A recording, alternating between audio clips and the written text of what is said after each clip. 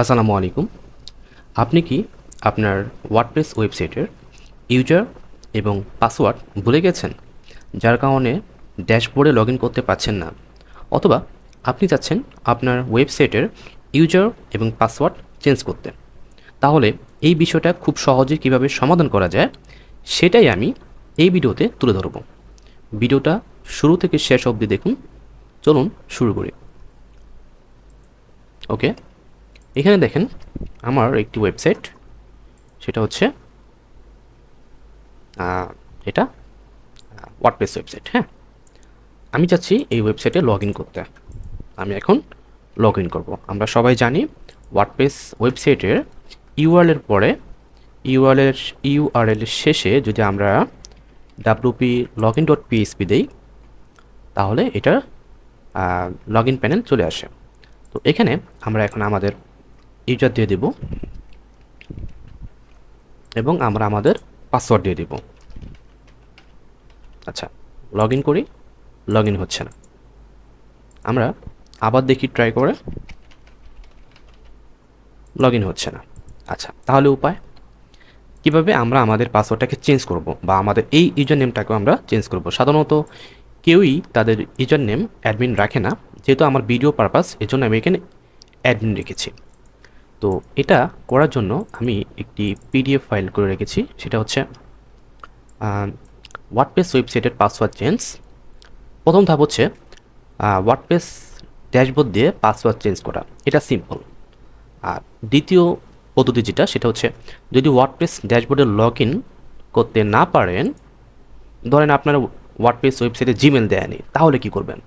তাহলে এটাকে চেঞ্জ করতে হলে আপনার অবশ্যই সি প্যানেলে অ্যাক্সেস করে স্টেপ বাই স্টেপ কাজ করতে হবে। তো প্রথম যে বিষয়টা বা প্রথম যে পদ্ধতি, ওয়ার্ডপ্রেসের ড্যাশবোর্ড দিয়ে লগ ইন বা পাসওয়ার্ড চেঞ্জ করা, এটা আমি পরে দেখাবো। আমি আগে এটা দেখাবো, যেহেতু এটা একটু কমপ্লেক্স, তবে এটা বেস্ট। ওকে, আর আরেকটা কথা বলে রাখি, সেটা হচ্ছে আপনি কখনও ওয়ার্ডপ্রেসের ড্যাশবোর্ড থেকে কখনও ইউজার নেম চেঞ্জ করতে পারবেন না। আপনি পাসওয়ার্ড চেঞ্জ করতে পারবেন, কিন্তু ইউজার নেম চেঞ্জ করতে পারবেন না। আপনি যদি ইউজার নেম চেঞ্জ করতে চান তাহলে আপনাকে সি প্যানেল দিয়ে এটাকে চেঞ্জ করতে হবে। তাহলে এটাই বেস্ট, তাই না? আচ্ছা, চলেন আমরা দেখি। আচ্ছা, আমাদের এই ওয়েবসাইটের সি প্যানেল হচ্ছে এটা। আমরা সরাসরি সি প্যানেলে চলে যাব।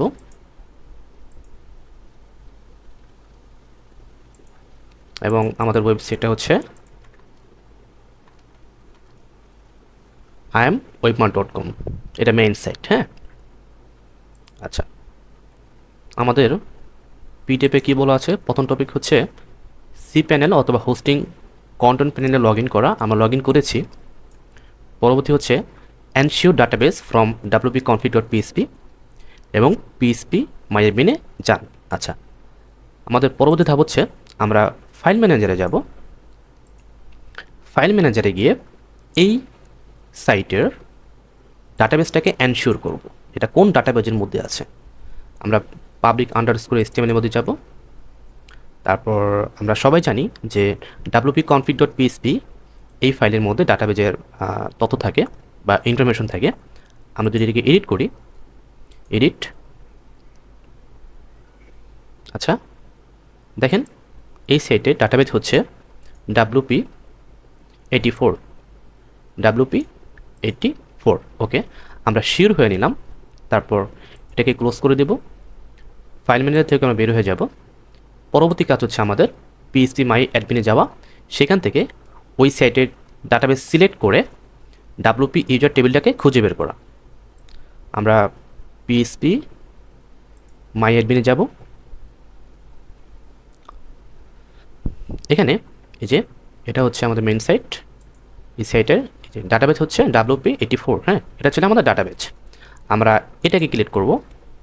ক্লিক করার পর আমরা এই যে দেখেন wptr ইউজার, এই ইউজার টেবিলটাকে আমরাকে ওপেন করব। ওপেন করার পর এখানে দেখেন এই যে এডিট, হ্যাঁ, এই এডিট অপশনটাকে আমরা ক্লিক করব। ক্লিক করার পর আমরা এখান থেকে আমাদের অ্যাডমিন দিয়ে দেব। ধরেন আমার অ্যাডমিন হচ্ছে I am web mart, I am web mart. আচ্ছা, আর আমার পাসওয়ার্ড হচ্ছে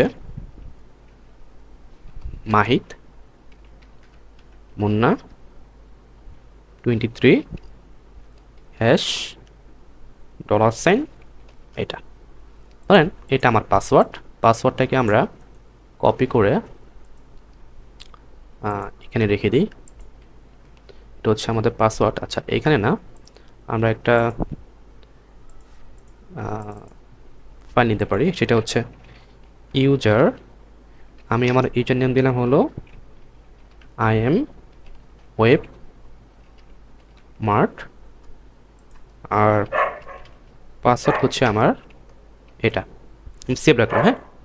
আচ্ছা, তো আমার ইউজার হচ্ছে আই এম ওয়েব মার্ট, আর পাসওয়ার্ড হচ্ছে এটা।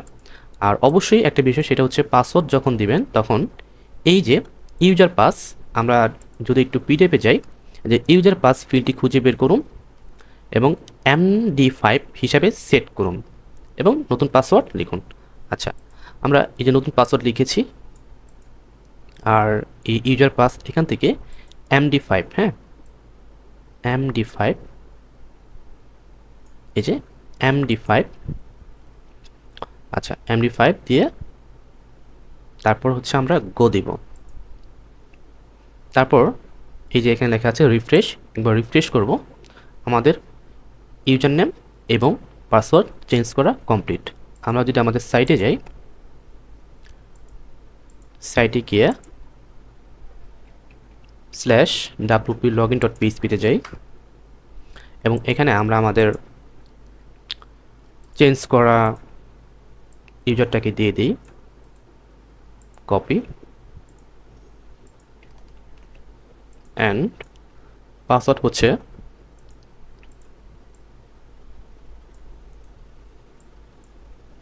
Ctrl+Z, পাসওয়ার্ড, ওকে, এটা হচ্ছে আমাদের পাসওয়ার্ড। আচ্ছা, আমরা যদি এখন লগ ইন করি, দেখেন লগ ইন কমপ্লিট। তো এটা হচ্ছে cPanel থেকে করা। এখন ধরেন আপনি আপনার ওয়েবসাইটের লগ ইন করতে পারেন, আপনি চাচ্ছেন আপনার ওয়েবসাইটের পাসওয়ার্ড প্রতি সপ্তাহ বা প্রতি মাসে চেঞ্জ করতে। হ্যাঁ, লগ ইন করতে পারেন, কিন্তু আপনি চাচ্ছেন ওয়ার্ডপ্রেসের ড্যাশবোর্ড থেকে পাসওয়ার্ডটাকে চেঞ্জ করতে। সেটা কীভাবে করবেন? সেটা করার জন্য আপনি এই যে ইউজারে আসবেন, ইউজার থেকে প্রোফাইলে আসবেন, প্রোফাইল থেকে এই যে সেট নিউ পাসওয়ার্ড, এখানে আসবেন। এখানে তারা অটোমেটিক্যালি একটি পাসওয়ার্ড জেনারেট করে দেবে, আপনি আপনার পছন্দ মতো পাসওয়ার্ড দেবেন। আচ্ছা, ধরুন আমি আমার পাসওয়ার্ড দিলাম হচ্ছে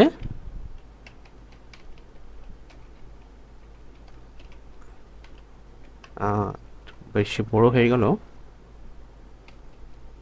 স্ট্রং পাসওয়ার্ড এটা দিলাম এবং এটাকে কপি করে আমরা আমার এই ফাইলে এটার পরিবর্তে, আচ্ছা এটা আরেকবার দিয়ে আমরা পাস লিখে রাখি এবং এটা দিয়ে দিলাম। আমরা জাস্ট আপডেট করে দেব। দেখেন যখনই আপডেট করেছি আমাকে সাইট থেকে বের করে দিচ্ছে।